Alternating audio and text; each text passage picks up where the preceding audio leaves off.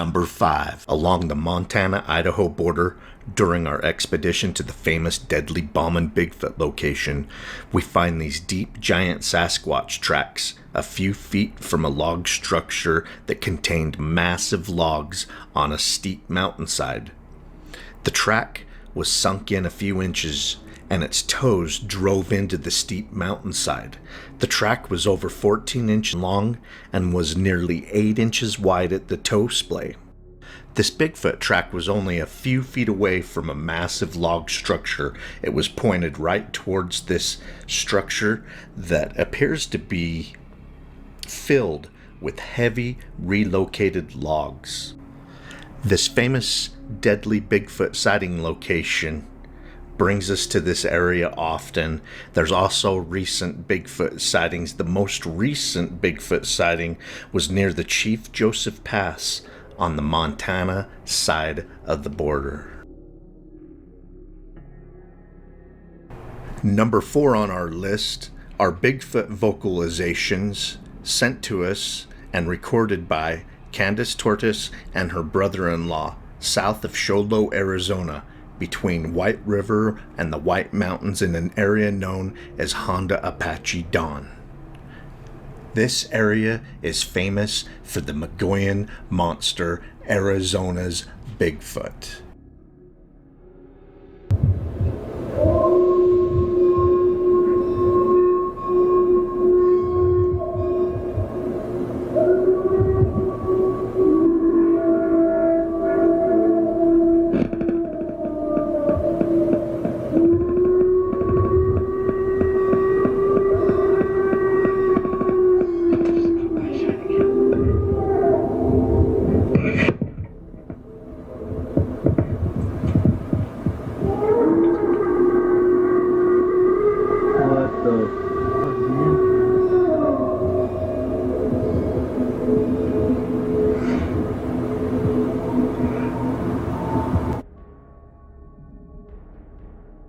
Number 3 is Epic Beaver Bigfoot. After investigating a new Bigfoot video, we search in the direction the creature was last seen traveling. It leads us to Beaver Creek Canyon, where we find dozens of tracks from 2 separate Sasquatch, one with around 15-inch long tracks, the other around 17 inches in length. We cast one of the tracks and discover near a 9-foot tall snap-off the Bigfoot changed direction of travel at what may be a sapling snap-off marker that the Bigfoot use to keep on path. Rather deep impression, like the back of a hill or something hit right here. The only reason I point that out, if you look over there on the bank on the other side, you'll see where something literally looked like it put its foot down and then jumped. Obviously something. And he just noticed where something may very well have leaped. And look, at the heel of it, the Bigfoot track, he put all of his weight on the hill where he landed right there. Yeah, it landed one-footed, like a left foot, and kept going.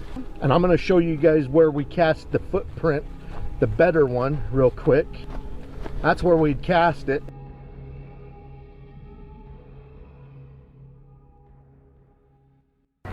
Number 2, Giants of Dry Bread Hollow.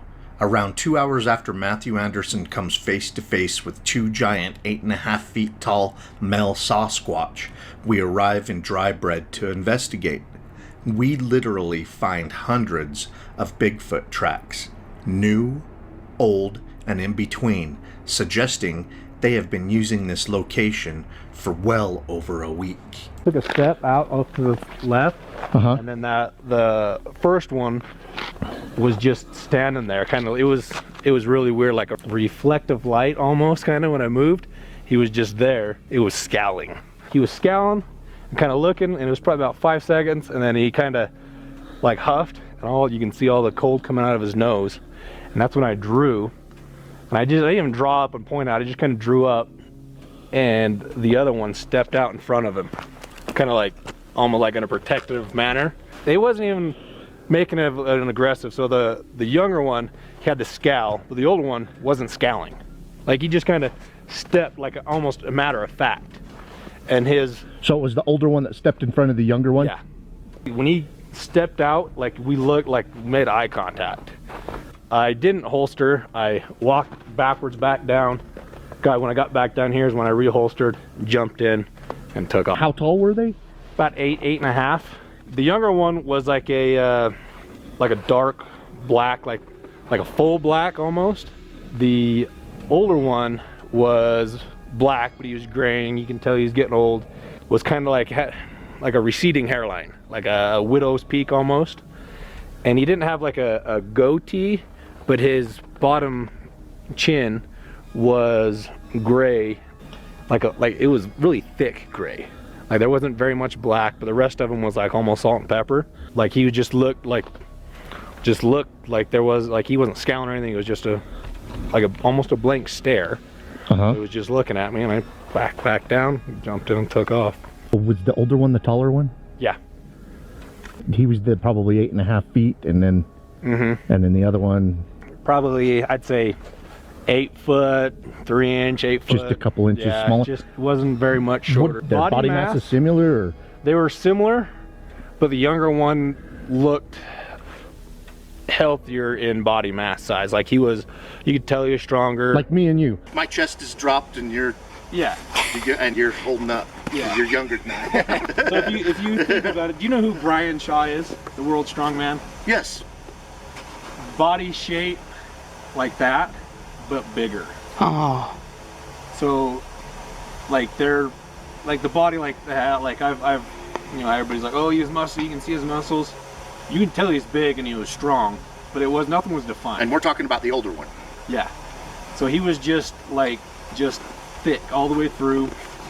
Shoulder width, it wasn't equal. It was wider than the waist, but the waist wasn't tapered.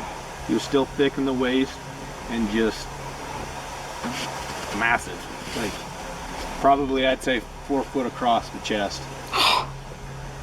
They were big. The other one was about the same size, but you could tell he was just a little more healthier. Number 1, the Sink Sasquatch video in Logan Canyon of Utah. We realized after doing a size comparison on location using a man that is 6 feet tall and 220 pounds how large this Sasquatch is. It's around 1 to 2 feet taller than he is and is over twice as wide and twice as thick. Searching in the direction the creature was walking, we discovered dozens of tracks along a creek that are around 15 inches long and nearly 8 inches wide at the toe splay. Amazing video of a Sasquatch when compared to a large man. Thank you for everyone that has sent us your Bigfoot sighting reports, vocalizations, and experiences. Most of these videos are from tips from viewers like you. Keep on watching. We're gonna keep on squatching. Bigfoot be a fallen angel? Well, one of the things that really isn't talked a lot about Bigfoot, but I ask often, is why is Bigfoot restricted from coming in contact with us? Could Bigfoot be a fallen angel?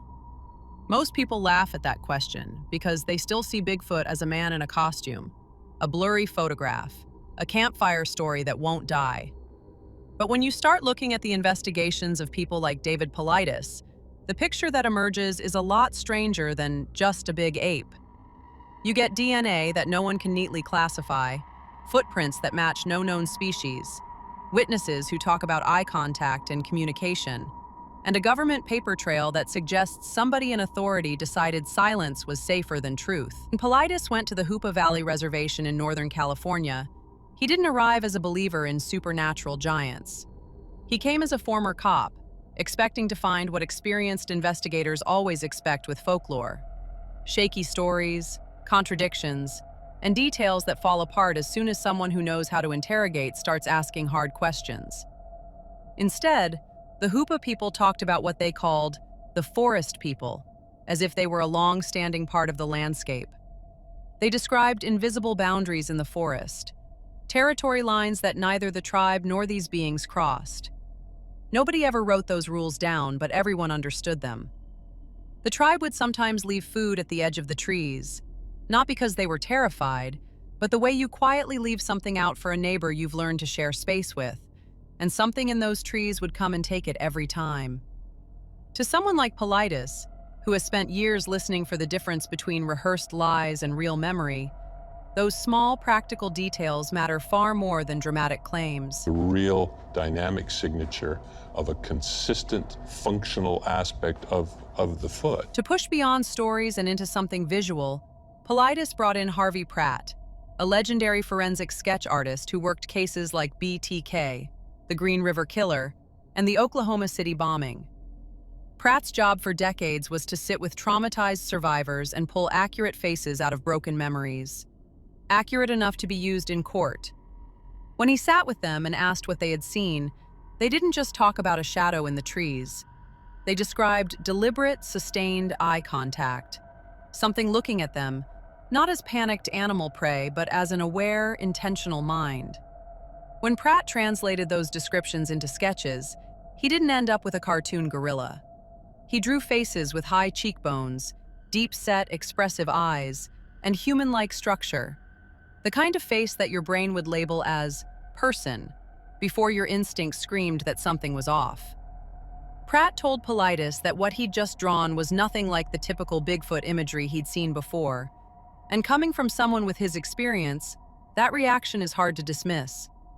From there, Paulides turned to the one field most people still trust as a final referee: genetics. Through his organization, he coordinated a study led by Dr. Melba Ketchum, a veterinarian and forensic DNA specialist. Her team analyzed 111 samples of hair and biological material taken from reported encounter sites across North America. The results they reported are exactly the kind of thing that makes this topic impossible to keep in a neat box. The mitochondrial DNA, which tracks the mother's line, came back as fully human, implying that somewhere in our history, a human woman is part of this lineage.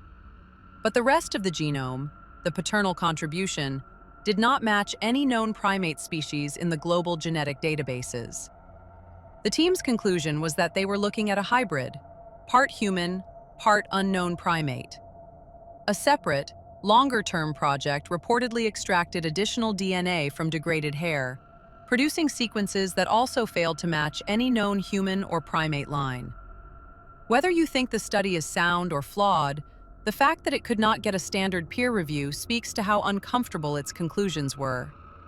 Geneticists can also use mitochondrial DNA to estimate when a new line appeared. When analysis points to a hybridization event somewhere around 13,000 to 15,000 years ago, that place in time matters. It coincides with the end of the last ice age, the same era in which we already know early modern humans were interbreeding with Neanderthals and Denisovans. Modern genetics has confirmed that some populations today carry ghost DNA, traces of entirely unknown archaic humans that don't match any species we've identified so far. That doesn't prove that Bigfoot-like beings are real, but it does show that our family tree already has unnamed branches. If a hybrid line with a human maternal ancestor existed and survived, the idea is no longer as wild as it once seemed. And if these beings are truly part human, the question stops being just scientific. It becomes legal and ethical. What rights would such a being have? And what does it mean if governments knew this and chose not to acknowledge it? Physical evidence in the form of footprints adds another layer. In 1982, enormous tracks were found in fine loess soil in Washington state, a type of earth that can preserve microscopic detail when conditions are right. Plaster casts taken from these prints didn't just show size. Under magnification, they revealed dermal ridges, the fine skin patterns that create fingerprints and toe prints. Specialists in dermatoglyphics concluded that these ridges matched real primate friction skin, following natural flow rules that are extremely hard to fake in the field. The prints indicated a creature far larger than any known primate, with a foot structure more like a hominid than a typical ape, and a weight estimate in the 300 to 400 kilogram range. Anatomist Jeffrey Meldrum has highlighted another key feature in many of these casts: a flexible midfoot joint, known as a mid-tarsal break, found in some non-human primates and early human ancestors, but not in modern humans. This kind of foot flexion produces a distinctive walking pattern that is difficult to mimic with rigid props or boots, without leaving signs of the device itself in the soil. The consistent presence of that anatomical signature across casts from different regions suggests a real biological source rather than a simple hoax. Then there are the sounds. In the 1970s, recordings known as the Sierra Sounds captured strange vocalizations in the wilderness of the Sierra Nevada. Rapid, layered noises that didn't match typical animal calls. A retired Navy cryptologic linguist, Scott Nelson, later analyzed these recordings using the same techniques he applied to human languages during his military career. He reported finding repeated phonetic units and structural patterns consistent with a genuine language rather than random noise. Subsequent acoustic analyses by wildlife researchers have treated the recordings as biological in origin, but inconsistent with known North American animals. On top of that, some witnesses report what they describe as telepathic communications during close encounters. Clear, specific messages in their minds without any audible speech. Indigenous traditions from various regions have long included the idea that forest people can communicate without words. It is these kinds of reports that push some people beyond pure zoology and into the territory of spirits, hybrids, or beings that operate in a way we would once have called angelic or demonic. All of this unfolds against a background of institutional unease and secrecy. The FBI did analyze alleged Bigfoot hair at least once, producing an official file that remained unseen for decades. Freedom of Information Act requests have turned up ranger reports, military logs, and other documents describing large, unknown bipedal creatures on federal land. The National Park Service, which oversees tens of millions of acres of wilderness, has offered limited transparency around missing persons cases, prompting independent researchers to map patterns themselves. Some of the strangest disappearances, children vanishing within sight of adults, no tracks, no scents for dogs, clothes found neatly folded, cluster in the same broad regions where Bigfoot traditions and reports are strongest. Correlation is not proof, but it raises questions about whether another intelligence might be sharing these spaces with us, and what officials have done with any evidence they've encountered. So when someone asks, could Bigfoot be a fallen angel? They're compressing a lot into one phrase. Strictly speaking, there is no universally accepted scientific proof that Bigfoot exists, let alone definitive evidence of a spiritual origin.